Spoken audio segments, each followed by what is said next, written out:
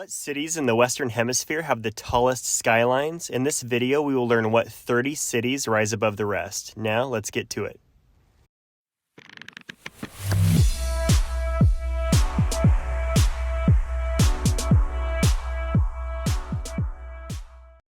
Before I go on, I need to quickly explain the method I'm using to measure these skylines. There are a few different ways to measure the height of a skyline, but in my opinion, the most balanced way of doing that is to simply take the average height of a city's tallest 5 buildings.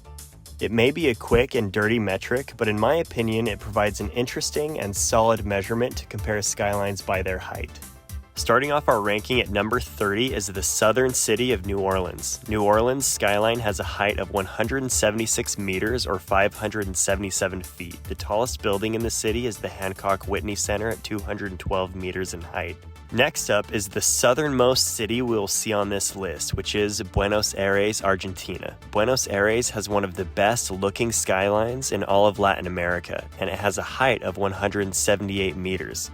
Its tallest building is the Alvear Tower and stands 225 meters tall. The 28th tallest skyline is the automotive city of Detroit, Michigan.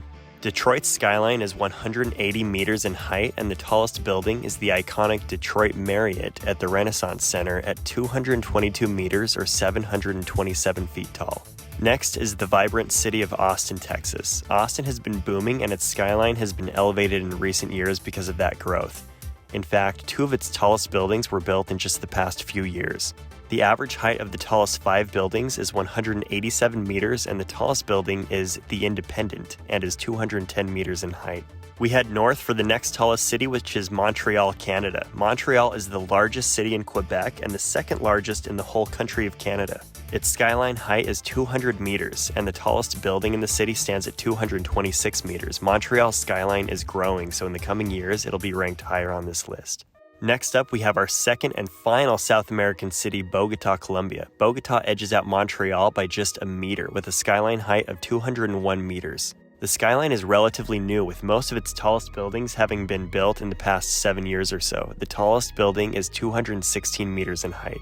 The 24th tallest skyline is the entertainment capital of the world, Las Vegas. Vegas has a skyline height of 202 meters.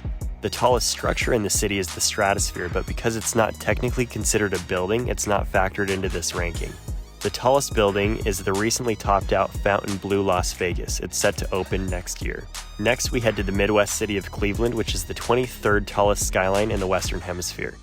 The skyline height of Cleveland is 205 meters, with its tallest building being the towering Key Tower at 289 meters or 947 feet. This is the tallest building outside of the tallest 14 skylines on this list. The 22nd tallest skyline is Denver, Colorado. Denver is the city I visited the most frequently growing up in rural Idaho, so this skyline has a special place in my heart. The height of the skyline is 206 meters, and the tallest building is the Republic Plaza at 218 meters in height.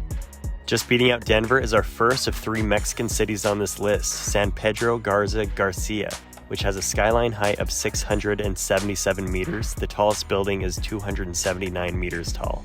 The 20th tallest skyline is the gorgeous city of Pittsburgh, Pennsylvania. The average height is 209 meters, with the tallest building being 256 meters tall. The building is the U.S. Steel Tower, and it was completed in 1970. The 19th tallest skyline is Charlotte, North Carolina, with a height of 216 meters. The city's tallest building is the Bank of America Corporate Center. At 871 feet or 265 meters, it is the tallest building on the East Coast between Philly and Atlanta. The 18th tallest skyline is the New England city of Boston. The average height of Boston's tallest 5 buildings comes in at 218 meters. The tallest building is the 200 Clarendon Street at 241 meters. The 17th tallest skyline in the Western Hemisphere is Minneapolis, Minnesota. I love the look of this skyline. Its height is 219 meters, and the tallest building is the IDS Center. Although if you don't count the garage on its roof, it's essentially the same height as the next 2 tallest buildings at 236 meters. I talk more about this in my Minneapolis overview video, which I've linked in the description. We head north of the border again for the 16th tallest skyline on the list, which is Calgary, Alberta. Calgary has a huge skyline, and its height is 226 meters. The tallest building is Brookfield Place East, which was completed in 2017. The 15th tallest skyline is Jersey City. This skyline doesn't get a lot of love because it's quite literally in the shadow of New York City, but it's got a decent skyline in its own right. The skyline height is 227 meters. The tallest building in the city, the 99 Hudson, was recently topped out at 274 meters or 900 feet. Our next two cities are both in Mexico. First, at our 14th position is Monterrey. Monterrey is home to the country's tallest building, the TOP Torre 1, which is 1,000 feet tall or 305 meters. There are plans to build an even taller super skyscraper in the city, which will be about the same height as the Willis Tower in Chicago. Mexico City is next on the list with a skyline height of 232 meters. Its tallest building is the Torre Reforma at 246 meters. It's the second tallest skyline in Latin America. The 12th tallest skyline is the Pacific Northwest city of Seattle. The Emerald City regularly tops lists ranking the most beautiful skylines in America. The tallest building is the Columbia Center at 286 meters or 933 feet. As a side note, Seattle was the first city I ever lived in and helped spark my passion for learning about cities. The 11th tallest skyline is Miami, Florida. Miami has the 4th largest skyline in the Western Hemisphere by number of skyscrapers, but only the 11th tallest. The average of the tallest 5 buildings comes to 242 meters tall. The tallest building in the city is the Panorama Tower at 265 meters in height. But there are plans to build a beautiful new super tall skyscraper that will be 320 meters in height. The 10th tallest skyline is Dallas, Texas. With a height of 247 meters, Dallas is still only the second tallest skyline in Texas on the list. The tallest building is the Bank of America Plaza at 281 meters. The 9th tallest skyline in the Western Hemisphere is Atlanta, Georgia. This city boasts a skyline where the tallest 5 buildings average 256 meters in height. Atlanta's tallest building is the Bank of America Plaza at 1,023 feet or 312 meters. It's the tallest building in any U.S. state capital.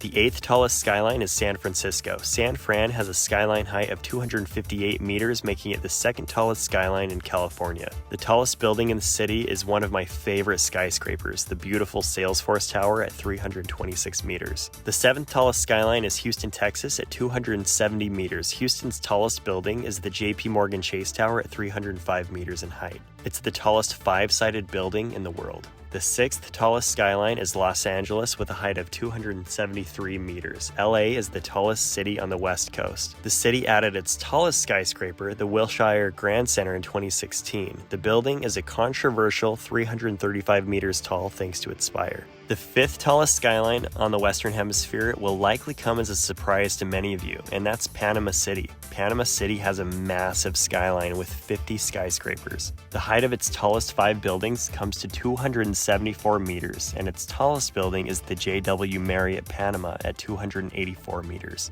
The 4th tallest skyline is also the 3rd largest in the Western Hemisphere, and that's Toronto, Canada. Toronto's skyline is poised to grow tremendously, so it may jump up to 3rd or the 2nd spot on this list in the coming decade.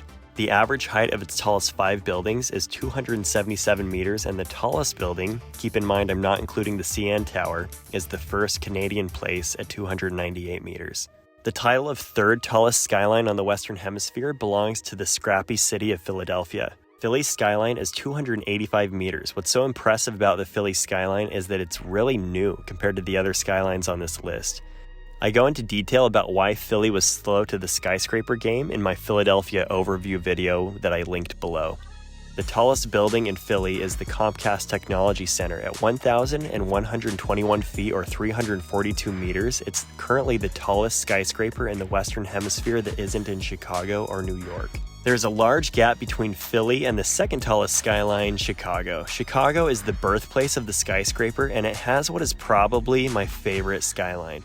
The average height of its tallest 5 buildings is 384 meters, which is about 100 meters taller than Philly's. Chicago recently added its 3rd tallest skyscraper, the St. Regis Chicago, which is the tallest skyscraper designed by a woman. The tallest building is the famous Willis Tower at a towering 442 meters.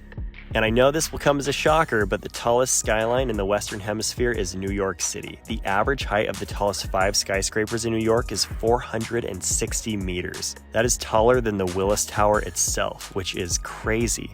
New York is having its largest skyscraper boom since the 1930s. If I was doing this ranking just 10 years ago, Chicago would have been number 1 on this list, but it's not even close due to all of the super tall skyscrapers going up in New York. The tallest building in New York is the One World Trade Center or Freedom Tower. It stands symbolically at 1,776 feet. Thanks so much for watching this video. If you enjoyed the video, please give it a like, and if you enjoy learning about cities, consider subscribing. Thanks and have a great day.